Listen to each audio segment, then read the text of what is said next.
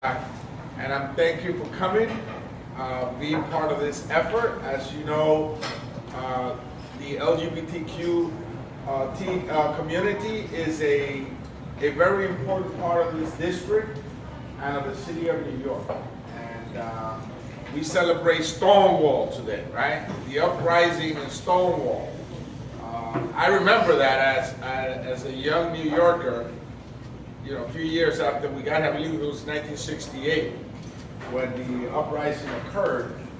But it paved the way for historical legislation and change in the city that now is reflected in its composition and its leadership, in the public policies that we have adopted, in the laws that we have enacted, and I think that it's for the better.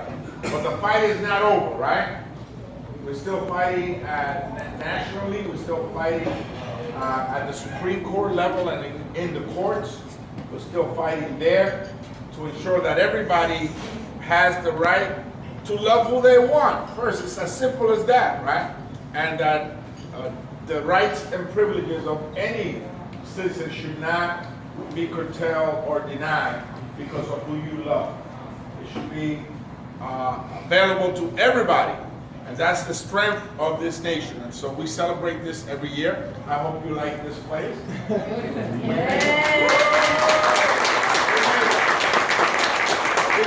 may continue to have it here every year now from now on. And we have this recently painted mural here. And the author of the mural is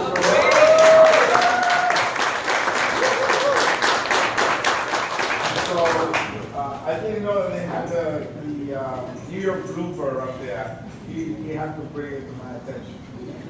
But they have the Grega. And so thank you so much for being here and being part of this effort. We're going to start by introducing our good friend and the Manhattan Borough President. And recently, I could say that with assurance, right? Is recently re-elected again to the New York City Council on her campaign slogan. She went back from being the borough president. Now she's going back to the City Council. I saw one of her posters and it said, "Gail Brewer again."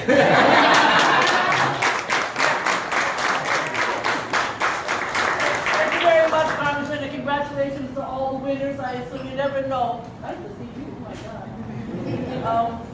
This is a time of excitement, but also challenge. And that's why I wanted to return. I know others do, and the Congressman already does it all. But it's certainly LGBTQ, it's families, it's New York City, it's how we come back from this pandemic differently, so that everybody's included. And that's not so easy to do. Thank goodness for the artists. I want to say the artist is the way to come back. Of pride, we're going to have a table. I look forward, it's going to be hot as hell, so I'm dressed like, you know, very comfortably. But the issue for all of us, I think, is this community wants to be part of every aspect of our lives, and they should be. And there are pieces of legislation, the Congressman knows better than I do, that are still not exactly what they should be for this community. It's marriage equality, but there are pieces that are not correct. And so the issue for us, I think, as legislators and as policymakers, is to work with the community. Thank goodness for the state legislature, because there are places that Carmen and others have made a difference in terms of families, LGBTQ families. That makes a big difference. So I'm here just like everybody else to say we pledge to work night and day to bring New York back differently, but also to make sure that pride is really the word that we focus. It really should be pride. I love it as a pride day, pride parade, because that's what it should be. So I look forward to working with you. The community needs help, but so does New York City. Thank you. Thank you. As a member of the Congressional LGBT Equality Caucus, let me just share with you some of the initiatives that we have co-sponsored. The Data Inclusion Act, the Business Equal Credit Enforcement and Investment Act, the LGBTQ Youth Act, the Global Respect Act, the Greater Leadership Overseas for the Benefits of Equality Act, the Equal Dignity for Marriage Taxpayers Act, and a resolution condemning the rise of hate and violence against transgender and the non-binary community. So this is, there's one more, the International Human Rights Defense Act. So these are all initiatives that, through the Equality Caucus, of which I'm a member, we are fostering an atmosphere of tolerance, acceptance, and assertiveness in terms of adopting legislation that will include everybody. And now let me introduce the current council member for this district, Council Member Idani Sordi.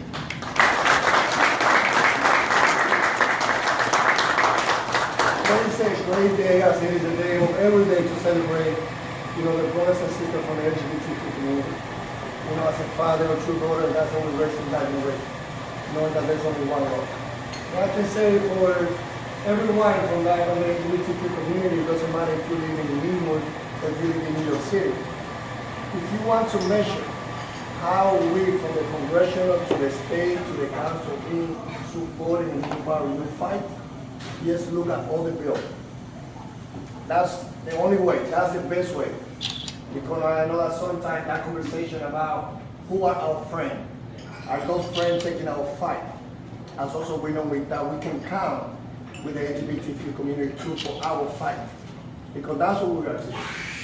What we got seen is the younger people are into make that fight to make the city a better place for all of us. So for me, as a council member, I can say that the council we've been passing all the bills, bringing all the resources that is important for New York. Para mí es un placer estar aquí todos los años trabajando con cada uno de nuestros colegas desde Washington, del estado de aquí, pasando todas las leyes, trayendo todos los recursos para que todos los neoyorquinos, incluyendo los miembros de la comunidad LGBTQ, también tengan el apoyo que necesitan.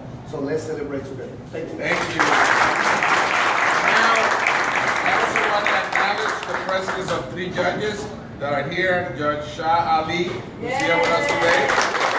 Judge Shah Lawrence, who's here with us. And Sabrina Krause. And also, 4, I'm not going to say elected because they're not elected yet, because we're still counting. But let's say leading candidates, right? Leading candidates in the last week's election in the 7th District of Manhattan, Sean Abreu. Sean from Massachusetts. Sean told me that, the Latino community has a tough name pronouncing his name. So he says, Sean like Sachichon Salam. So a little girl was in the office, in the campaign office, she goes, oh, that's Sean Salami. Okay, from the 15th district in the Bronx, Oswald Felix. He's already elected because he came in on a special, so we could say council member Oswald Felix. For the 14th in the Bronx, Pierina Sanchez. And the others are current office holders, so we'll introduce them. The current assemblywoman and the leading candidate in the 10th district, Carmen de la Rosa.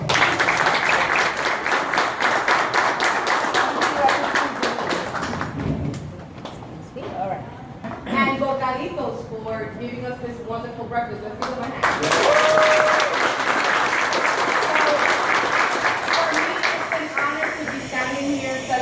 Pride. We should be celebrating Pride with joy and love because that's what Pride stands for. I started my career working for Danny O'Donnell, who's the main sponsor and the main plaintiff for the Marriage Equality Act in New York State. And just a few days ago, we celebrated the 10-year anniversary of signing that historic piece of legislation into law. Legislation that makes sense, right? It says we love who we love, and that should be recognized by the courts of law. But the fight for equality is far from over because we need equality when it comes to housing. There's a lot of discrimination when it comes to housing, when it comes to education, when it comes to every single factor, even healthcare of our society. Equality should be a no-brainer. And so our fight to break the chains of oppression, of racism, of bigotry, of xenophobia continues on. Our fight continues on until we reach full equality throughout society. But today we celebrate love. We celebrate what we've accomplished as a community, and we fight for a future that is brighter, gayer, happier, and filled with love. So we love you.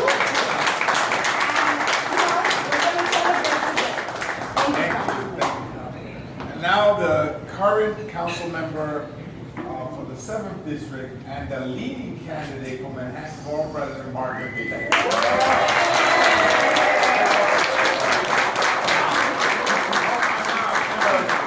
I want to introduce my mom too. She's sitting right here. She nagged me all week long. I think this is the first breakfast after the pandemic when she's been out. So she nagged me all week long that she needed to be here. Thank you so much, Congressmember, for hosting, I think it's 10 years in a row, right, that you've hosted this breakfast? So it's become a fixture of the Uptown Pride calendar. And I think it was 10 years ago when you voted in favor of marriage equality. You were in the Senate at that point, and that was a courageous vote. You took hits for it. So we're grateful for that leadership. Can we give the Congressmember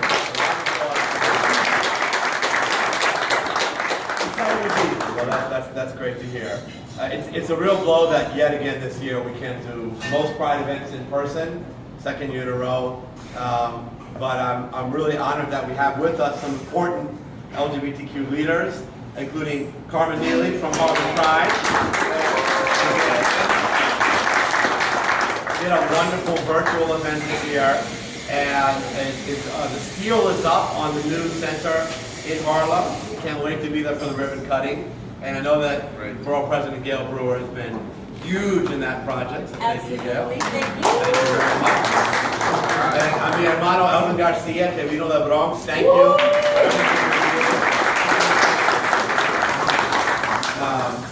Oh my God, Juan Ignacio Bronx.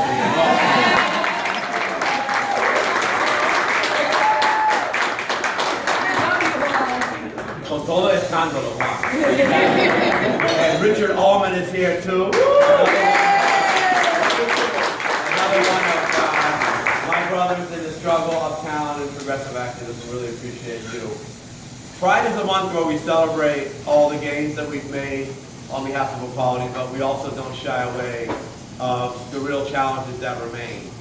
And so we've made a lot of progress in beating back the HIV epidemic, but there's still a disproportionately high number of cases in some groups, including women of color and trans women of color. So that fight continues. And we're now facing a really ugly right-wing backlash across the country who are targeting trans kids as well. So while we celebrate increasing acceptance, we know we have more work to do on that front. And we celebrate greater acceptance of things like gender-affirming surgery in the medical establishment, but we still have problems of trans New Yorkers walking into a doctor's office and being misgendered. So there is much, much work to do on behalf of the LGBTQ+ communities of this city. So this is a month to celebrate, but also to recommit for that fight. I'm proud to be an ally of that fight. And I think I can mention something as well, that I'm also proud to be the father of an out gay young man. I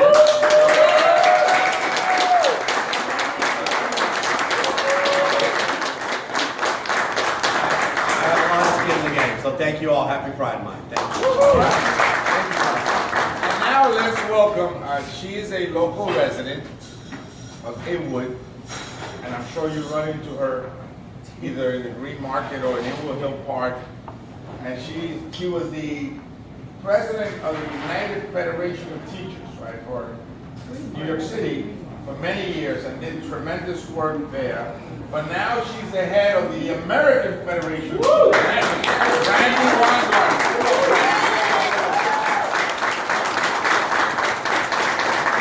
An island, in fact, but we are an island politically. I spent a lot of time around the country, and I remember when I came out, the difference between growing up gay in the 70s and being able to walk around as the first openly gay labor leader in the country. And now, now it's like old hat, you know? But for trans kids right now, it is as deadly as what many of us faced in the 70s coming out. And we have to be there for them. All of us have to be there for them. Because can you imagine someone who is assigned one gender at birth and believes and feels another gender? What is going on for them? And that kind of empathy is really important, that all of us need to have, and that kind of fight is really important for all of us. But I want to say one other thing, which is why Adriano is so important. The country is going through something like what happened during Jim Crow and what happened during the Civil War. We are in another civil war. And the fight that many of our allies made to help all of us be accepted and to show that when LGBTQ folks are accepted, it is about enlarging the tent and that diversity and that inclusion makes us better.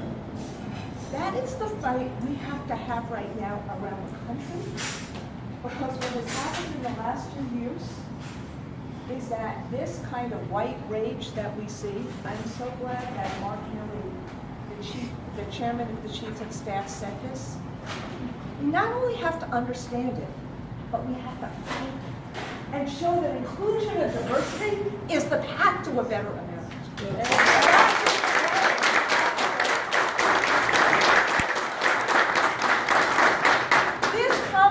Being there every single day in Washington, and this neighborhood being what this neighborhood is, which is a neighborhood of inclusion, which is a neighborhood of diversity, which is a neighborhood that really loves our roots, Dominican, Jewish, Irish, but comes together. So this is a moment for us to not only be prideful, but to remember what that means in this neighborhood and use that for the fight for inclusion and diversity throughout.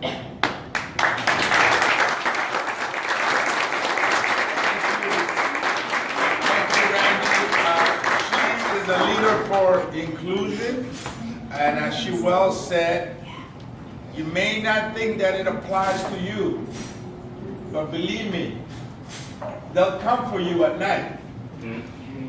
If you're different, they see you to be different in one way, shape, or other, they will try to come for you while your guards are down. So we must continue the fight every single day, in every corner, every street, every neighborhood of every borough of the city. We must continue the fight.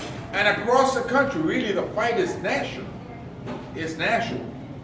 And we've seen how hate has manifested itself in massive shootings and killings in Florida and in other places. So we must continue the fight to ensure that everybody's under the same tent, under this beautiful garden. So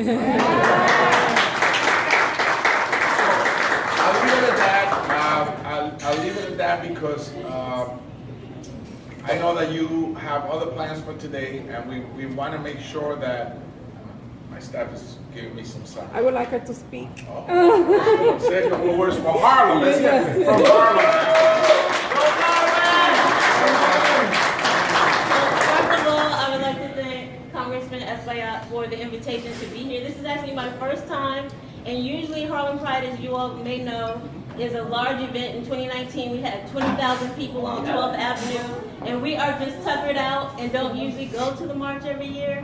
So I'm so very happy to be here and also just be in the company of so many great people. Congratulations to all the candidates, all the elected officials, and it's really great to see Randy. Randy, let me just tell you, as a young teacher, I'm a retired teacher at this point, but I taught 16 years in New York City public schools. And when I first started teaching, I was not out.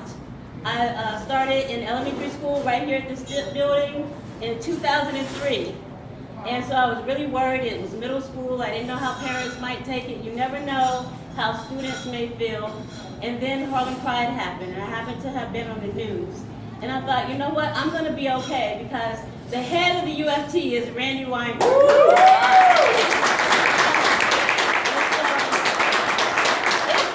amazing to see you. Thank you. You do not know how many countless teachers and other educators you have inspired. And so I was really worried, but I knew I was going to be all right. And just thank you, everybody. I don't want to take up too much time. This is wonderful. You take your time, Thank you, Juan. This is wonderful, and I think we have to, we have Harlem Pride, but we have to be more inclusive.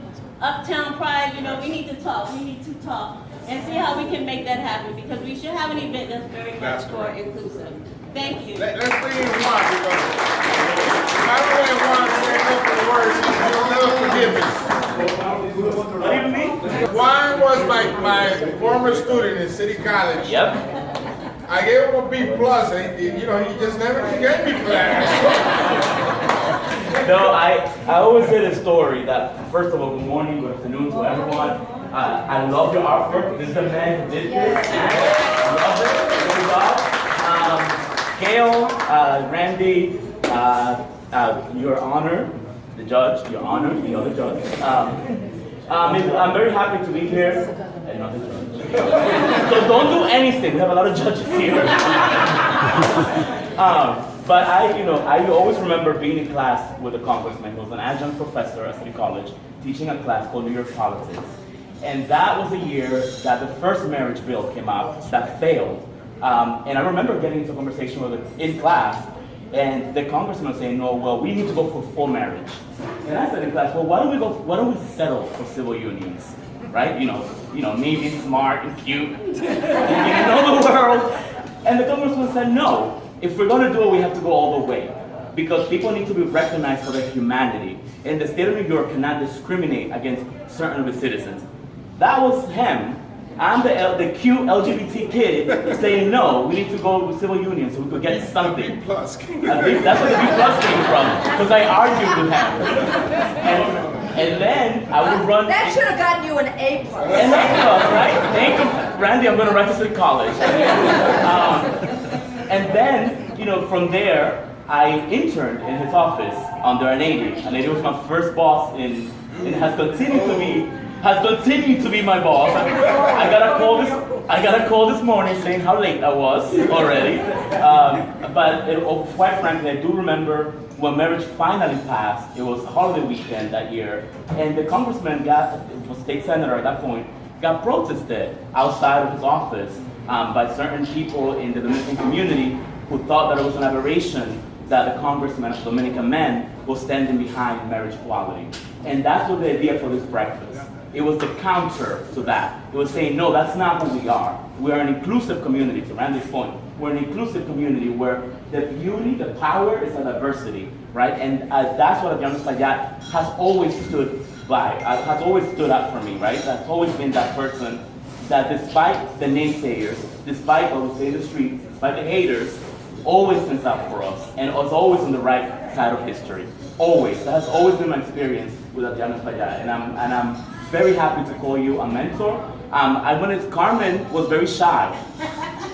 The first Harlem Pride, which was held at Marcus Garvey Park, also got protested by a church group in Harlem that their claim to fame, I forget the name, I'm not going to dignify them by saying their name. I'm not going to dignify them, but they have a sign outside the church on what, Malcolm X Boulevard? Yeah. And what they love to say is, they use the F word a lot. Atlas, right? Gail, I said I wasn't going to mention them.